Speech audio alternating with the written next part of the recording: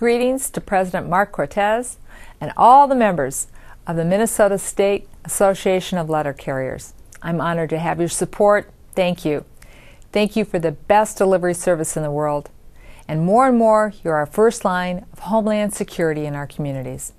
I still remember vividly the days after 9/11 when anthrax sent through the mail shut down the nation's capital.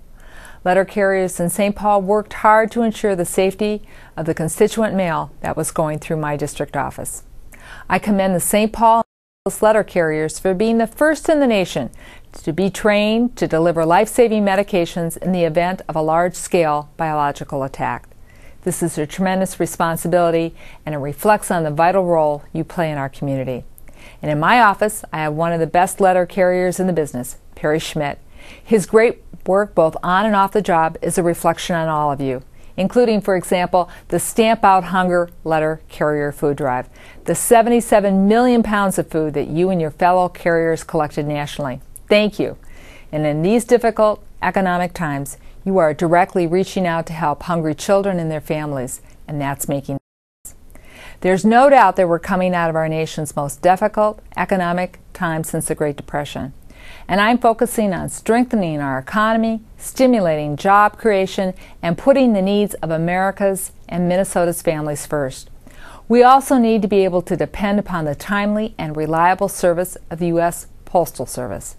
And I'm working to continue a 6-day delivery because as our economy recovers, we know that small businesses and families don't stop working on the weekends. I'm also working to protect your retirement by passing H.R. 2 and working to strengthen Social Security and protect it from Republican plans to gamble it in the stock market. I'm also a co-sponsor of H.R. 5746, which would take steps towards ensuring the financial viability of future retirement health benefits. I'm working hard to pass the Employee Free Choice Act to give the choice of forming a union up to the workers and not the executives.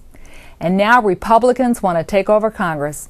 They want to roll back what we've been working so hard to pass, and they plan to even do more. Recently, House Republicans unveiled a Pledge to America. It's a blueprint of where they've been, a path back to 1994. The Republican pledge is nothing more than their same old policies and a few new lies tied up in ribbon.